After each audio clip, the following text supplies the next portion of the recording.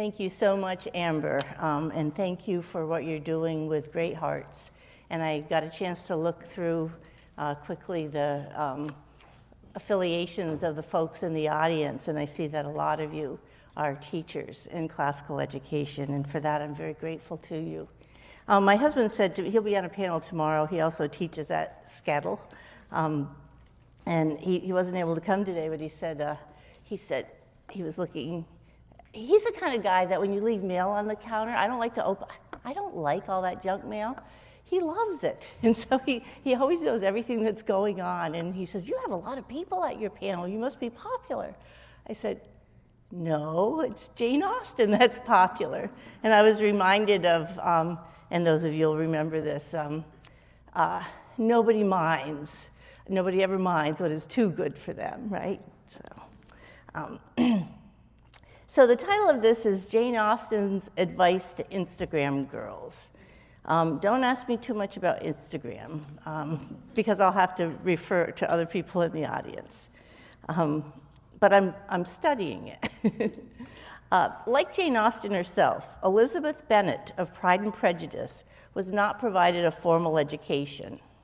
Astonished by this, Lady Catherine de Bourgh, who, as you remember, whose own education was lacking in some respects. Remember, to paraphrase her, "I would have been a great proficient had I ever learned." Lady Catherine interrogated Elizabeth as to why she and her sisters had not been brought to London each spring to learn music and drawing from the, quote, masters, unquote.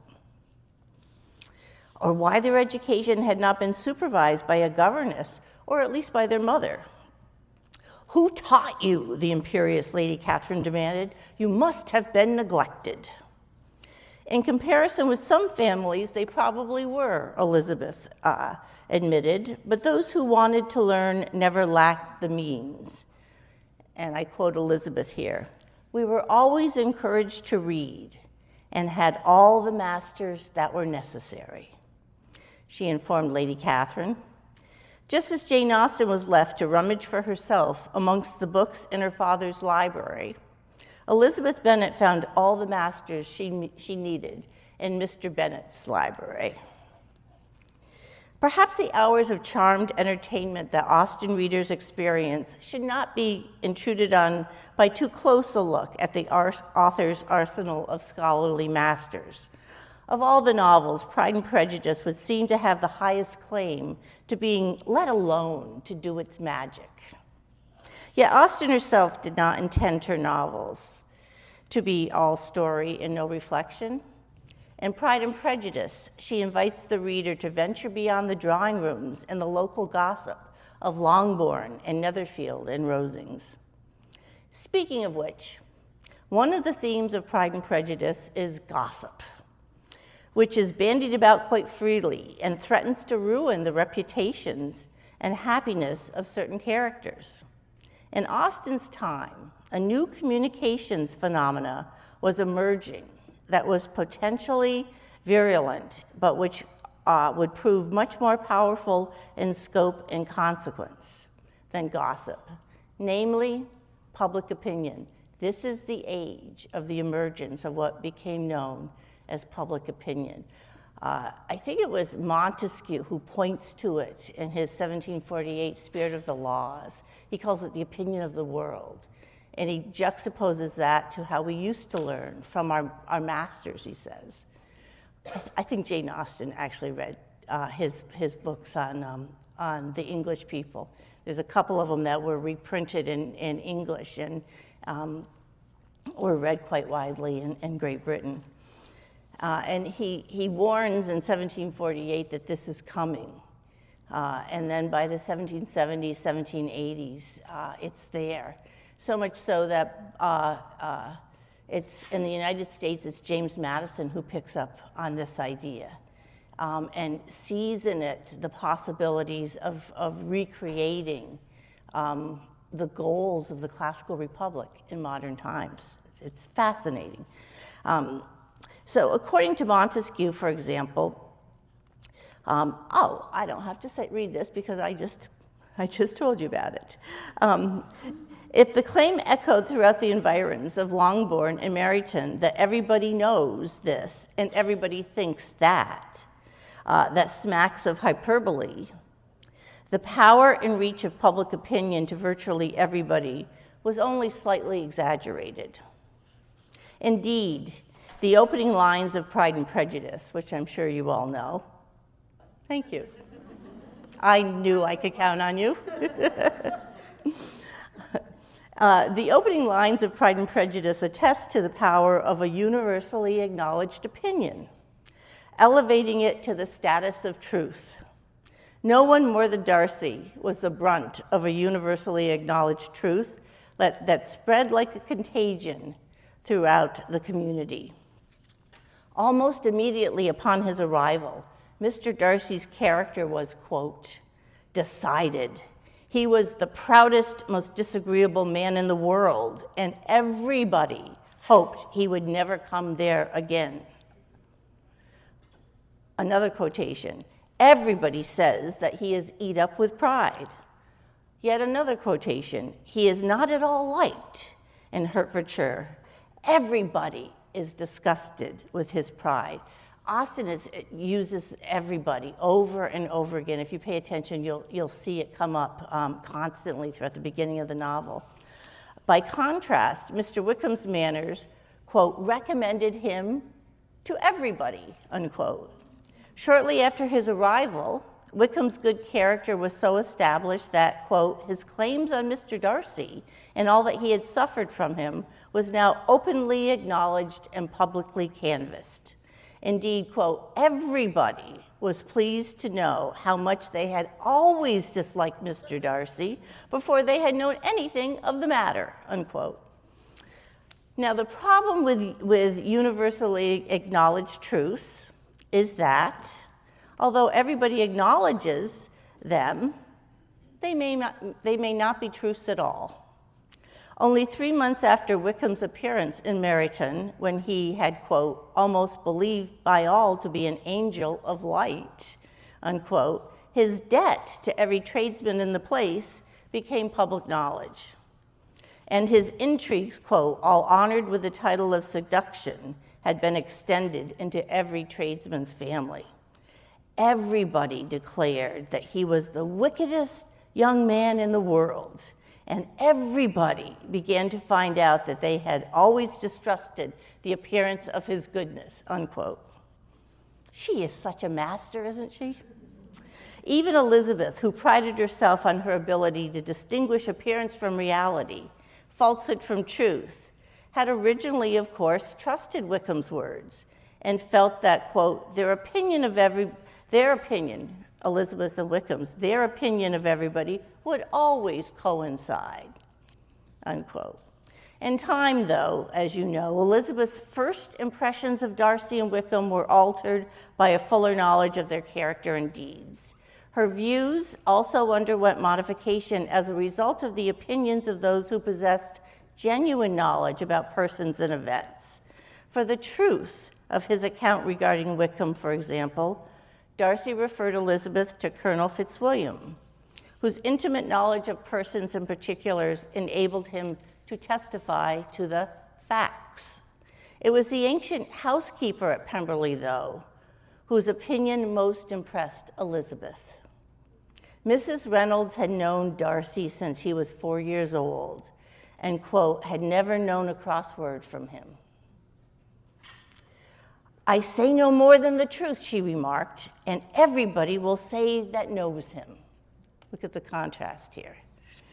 There is no one of his tenants or servants but will give him a good name. Some people call him proud, but I am sure I never saw anything of it, unquote. When Elizabeth heard Mrs. Reynolds' considered judgment about Darcy, she understood that, quote, this was praise of all others most extraordinary, as well as most opposite her own ideas. In contrast, Mrs. Reynolds' assessment of Wickham, whom she had also known since his youth, was that he would, quote, that he had, quote, turned out very wild, unquote. Now, Mrs. Reynolds' praise for Darcy and criticism of Wickham carried significant weight with Elizabeth, for the housekeeper was not only in a position to know a great deal about their lives and characters. Mrs. Reynolds' opinion was not the only corrective to the flawed interpretation Elizabeth had adopted, however. Prior to her visit to Pemberley and long before her neighbors underwent a change of view about Darcy and Wickham, Elizabeth herself had begun to correct her own stubbornly mistaken opinions about them. Quote, "There certainly was some great mismanagement in the education of these two young men," she remarked to her sister Jane. "One has got all the goodness, and the other all the appearance of it," unquote. You remember that? That reminds me, for those of you who teach Plato, in Book 2, The Ring of Gyges, would you rather be perfectly good but appear perfectly wicked, or the opposite? And of course, there's nothing in between. You have to decide which of those ways, because it says something. It prepares you to read the rest of the Republic. Elizabeth's remark is wonderfully self-ironic. Their educations had been mismanaged because she had confused true goodness with the false appearance of goodness.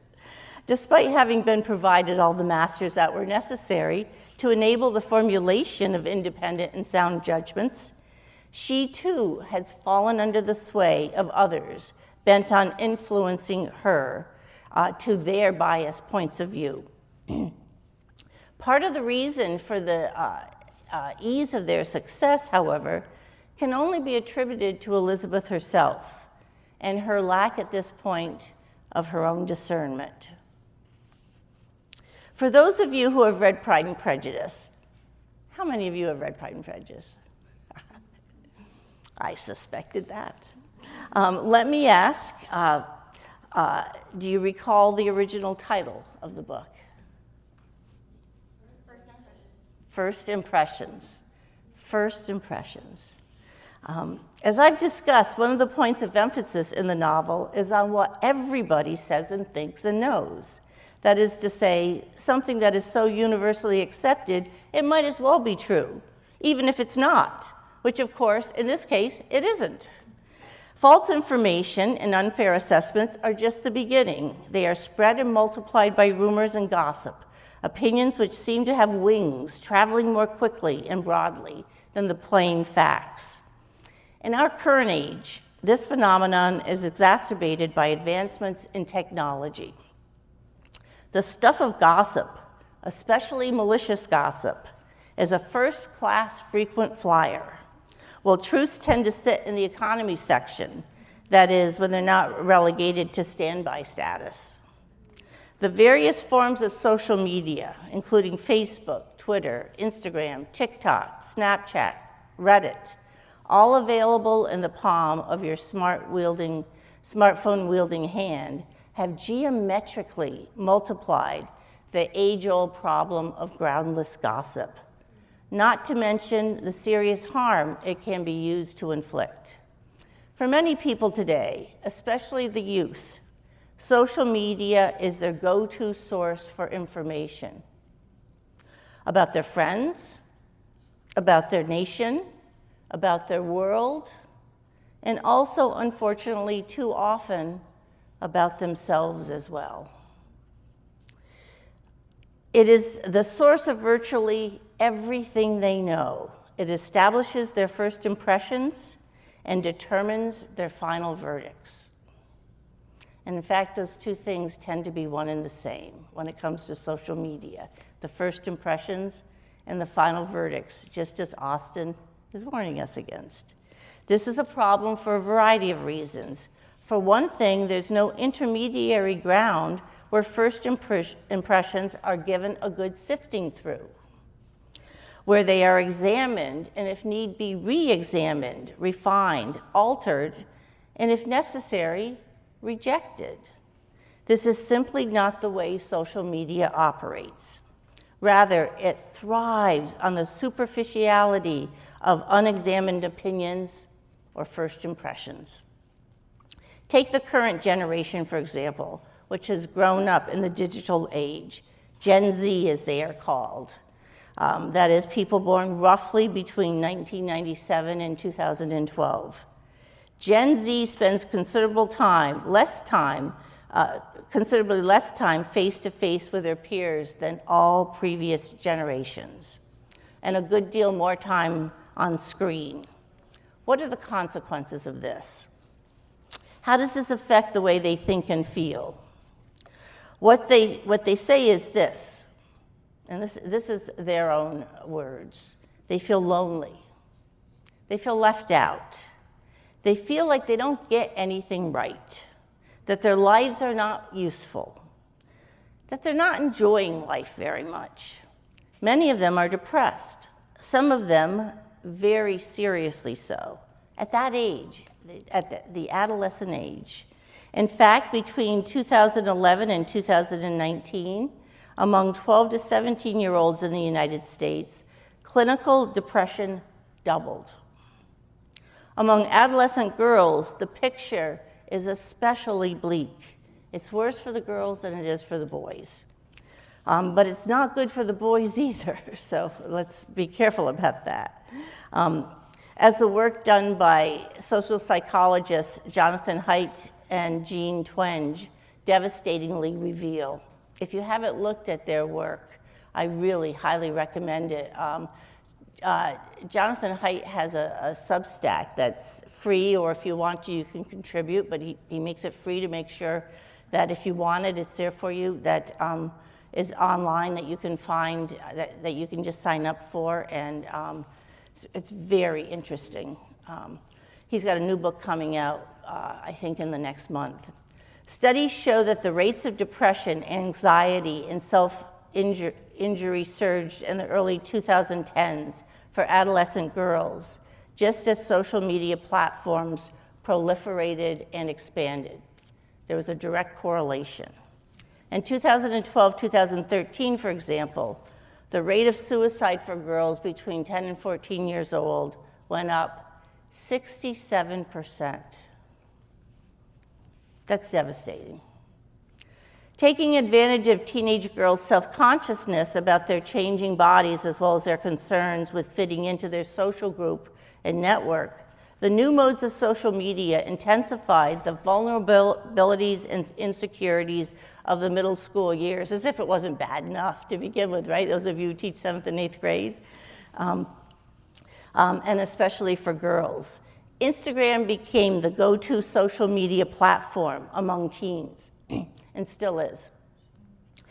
Universally acknowledged as the data point if you want to know the size of someone's friends group, determined by the number of likes and dislikes. It's just a click away, your friendships. Can it be any wonder then that members of Gen Z are generally obsessed with their image, which, as one Gen Zer herself noted, tends to be an obsession to the point where our perception of ourselves is a pure reflection of how we are perceived by others, she said. We are looking for an identity, she continued, from the things we embraced to the pronouns we choose to go by, unquote. Just last week, on the 16th, in the Wall Street Journal, there was a front page story about Gen Z that said they are, quote, more skeptical of government and pessimistic about the future than any living generation.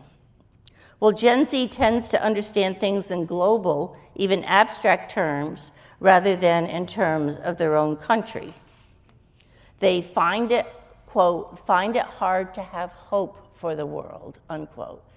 They're not focused on their own country. And I'm teaching a freshman class this year at Skettle. For the first time in Arizona. Before I came here, I was at Villanova. But I've been teaching graduate students. I see one of my graduate students here, John. Welcome.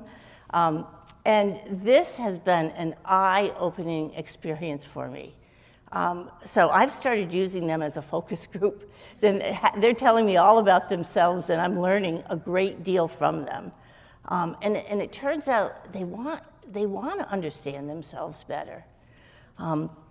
Compared to other generations, including millennials, who by contrast are substantially more optimistic about their futures. Gen Zers stand out for their pessimism and comparatively low expectations for their lives. One thing they clearly are attached to, though, perhaps cannot live without, are their cell phones and their phone's access to social media. And man, have I learned that this semester. I've really learned that. It's almost an addiction for many of the students. I don't let them have cell phones in class. In fact, they have to be put away. They can barely do it. So then I realized what was happening, because I told you this is the first time I'm teaching freshmen. I tried to prepare. So what they did instead was just get up and leave the class, in and out the room to go. And I finally said to them, look, you guys are not old enough to have bladder problems. What is going on? And they said, gotta go check our text messages. I said, why? They said, what do you mean, why? Because you have to, that's, you know. And I said, can't you wait till after class? And they said, they just looked at me like I was kind of crazy. His class is an hour and 15 minutes. And said, no, there might be important things there. So, like most young people, Gen Zers pride themselves on being very, quote, different from others, that they're true independent thinkers. Now, all young generations say this, right? Yet they're fascinated with and a captive audience of who? Social influencers. This is a phenomenon that is hard to imagine in an age before the onset of mass opinion. Think about that just for a moment. It took me a while to figure out what social influencers were. I just didn't know for a while. And then it turns out that this is really a job for people. Rather than learning to understand the world in which they live and to trust in themselves, the current generation tends to be uniquely and acutely dependent on social media, too often including a critical mass of online, anonymous, mean, and nasty voices. These are today's everybody, whose truth is all too often universally acknowledged. Austen was ahead of her time, no surprise there. In Pride and Prejudice, the turning point of the novel is in chapter 36, when Elizabeth recognizes that she has made a huge mistake in her judgment. She has judged Mr. Darcy completely and utterly wrong. She has been blinded, she says to herself, by prejudice and by vanity. And I've put the quotation on the flyer I gave you. And I think it's worth thinking about. How despicably have I acted, she cried. I who have prided myself on my discernment. I who have valued myself on my abilities, who have often disdained the generous candor of my sister and gratified my vanity in useless or blamable distrust. How humiliating is this discovery, yet how just a humiliation. Had I been in love, I could not have been more wretchedly blind, but vanity, not love, has been my folly. Pleased with the preference of one and offended by the neglect of the other, on the very beginning of our acquaintance, I have courted prepossession and ignorance and driven reason away where either were concerned. Till this moment, I never knew myself, unquote. What does that mean? What is Austen doing there? Till this moment, I never knew myself. Now, I don't think I don't think Elizabeth is saying that, like in the 60s, that she had to go and, in the 60s, people went to go find themselves. Not only has Elizabeth been acting unfairly to another, she's been engaged in self-deception. Elizabeth had discovered her own improper pride and prejudice, and the discovery for her is humiliating. It's shameful. In confronting her own intellectual blindness and moral shortcomings, largely self-inflicted as it were. She sees and feels the error of her ways. Her eyes are opened and her reason is put to work again in the service of discernment. In the pages of Pride and Prejudice, Elizabeth Bennet is learning, changing, and growing. She has learned that everything is not always what it first seems, and that often to understand something or someone well requires time and effort. This frequently requires setting incongruous views and opinions up against each other, as is done in the Thomistic disputed question method and the Socratic method. The disputed question method is just a variation on the theme, right, of the Socratic method. Shaftesbury added the notion to this of what he called, quote, polite ridicule, unquote, highlighting the role of ridicule in the advancing the quest for wisdom. In this way, Shaftesbury said, quote, we polish one another and rub off our corners and rough sides by a sort of amicable collision, unquote. Unlike the danger of jumping to conclusions or treating first impressions as final judgments, the Socratic method utilizes the human ability to reason about the things we see, hear, and feel, our senses, our access to the world outside of us.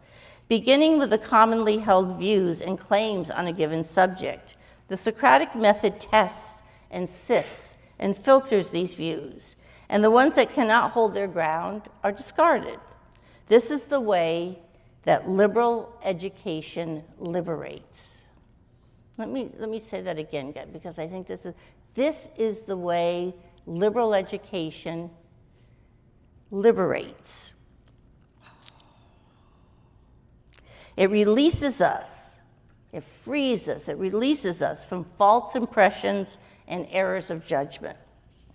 It frees us from the chains of ignorance and bias, so that we may become free and flourishing men and women capable of self-government, self-mastery. To know thyself has to do both with knowing one's own abilities and characters, as well as in general, coming to know what it means to be human, including the heights of our humanity and the limitations of our nature. Being human means that one is neither God nor beast. In the study of the human virtues or excellences, such as those set forth by Aristotle in the Nicomachean Ethics, for example, we find a guide for understanding human flourishing.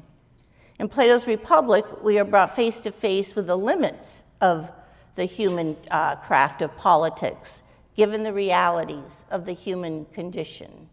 So liberal education teaches us both sort of the heights of humanity as well as our limitations. Classical liberal education is meant to free us from errors of the intellect as well as of the heart.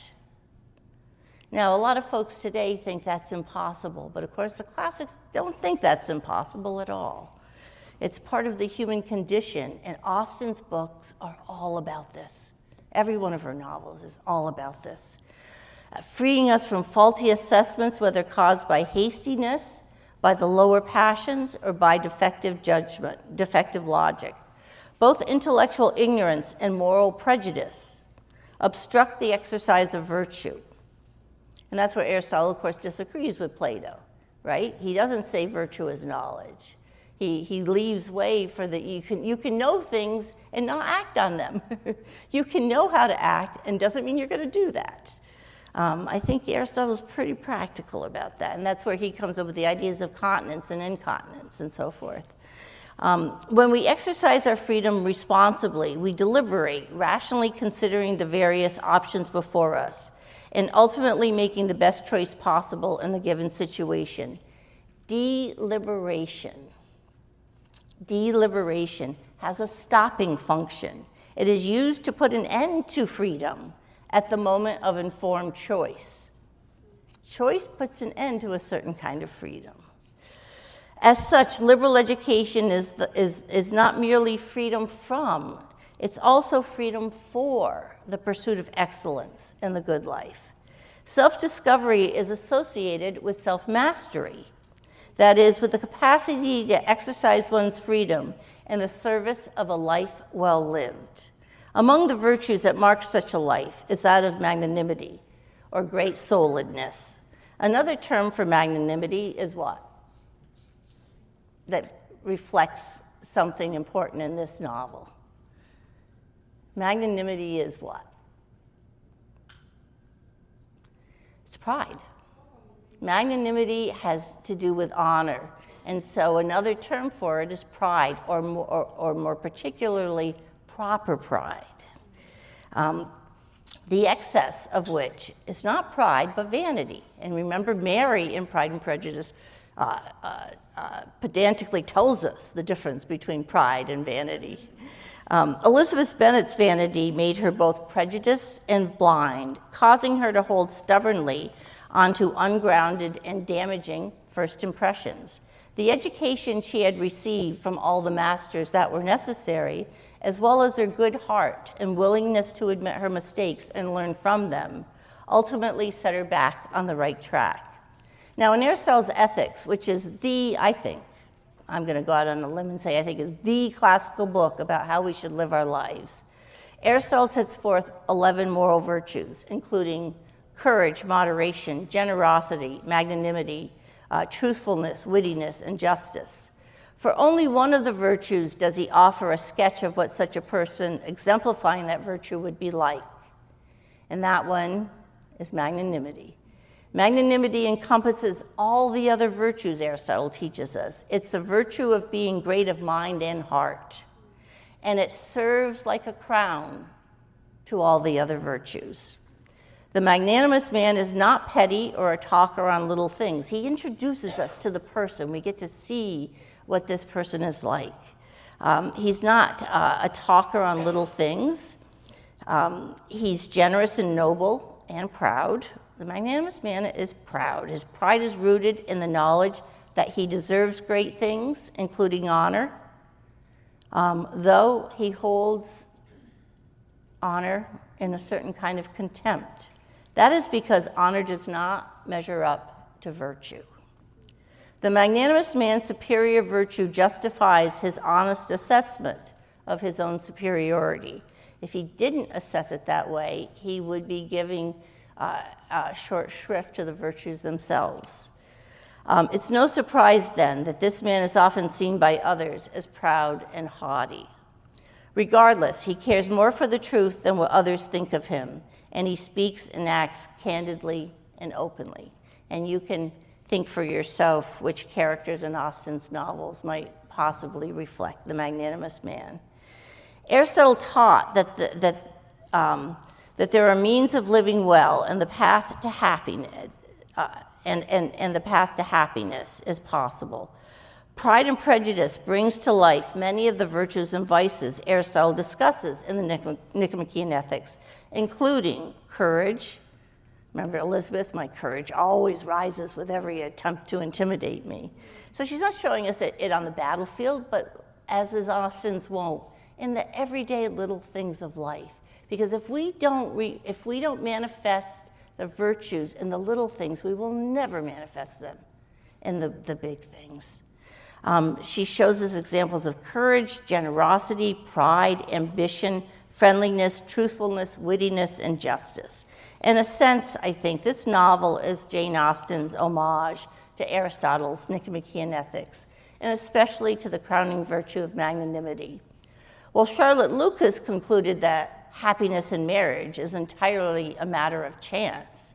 Elizabeth Bennet could not agree, believing that happiness, whether in marriage or in life generally, is generally, there are exceptions because of fortuna, because of accident, but it's generally contingent on and correlated to the choices we make.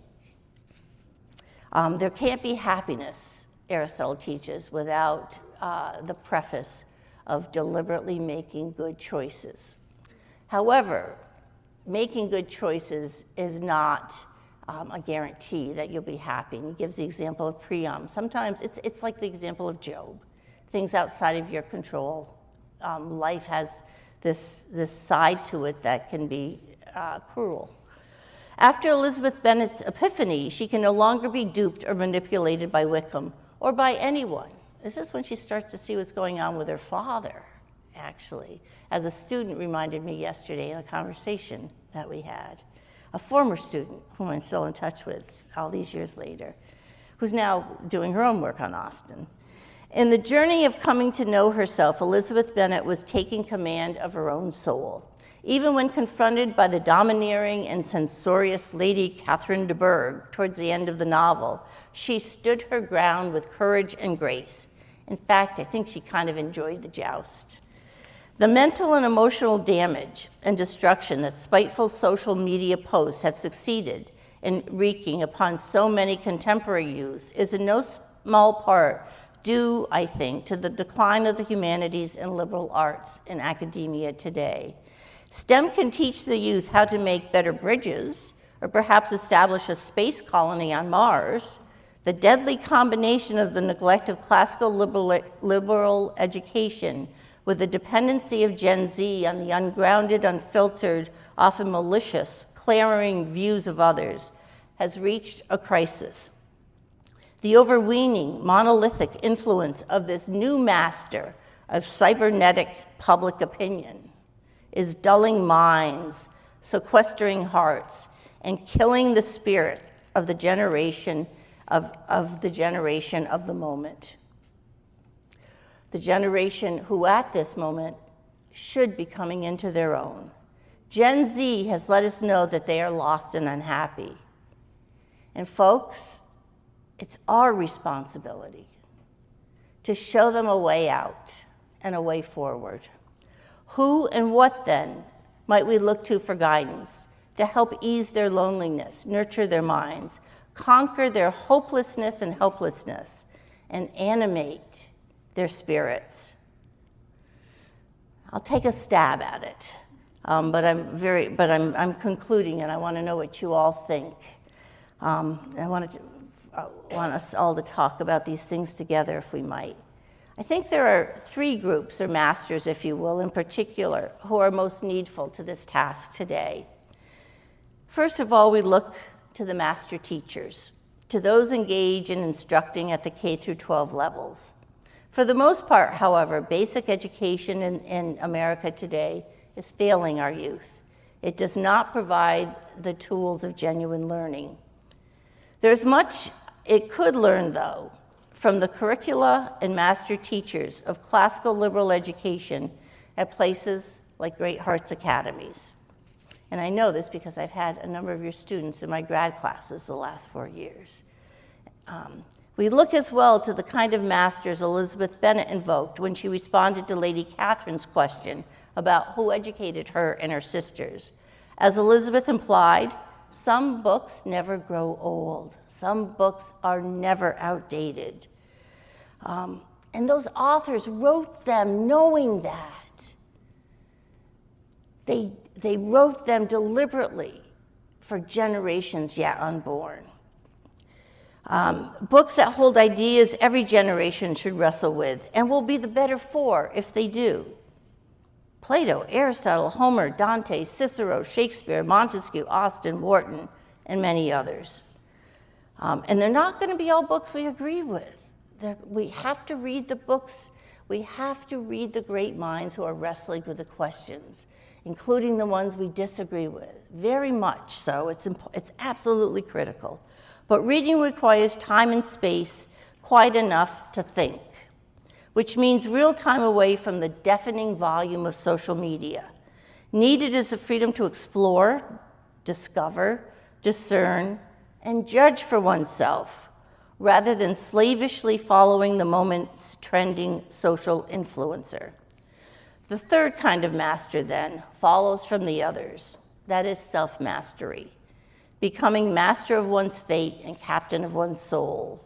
No less relevant today, then, than the day she wrote it on a bit of ivory, on a little piece of ivory, and certainly just as needed by Instagram girls as by Regency misses, is Jane Austen's heartening advice. We have all a better guide in ourselves if we would attend to it than any other person can be. Thank you.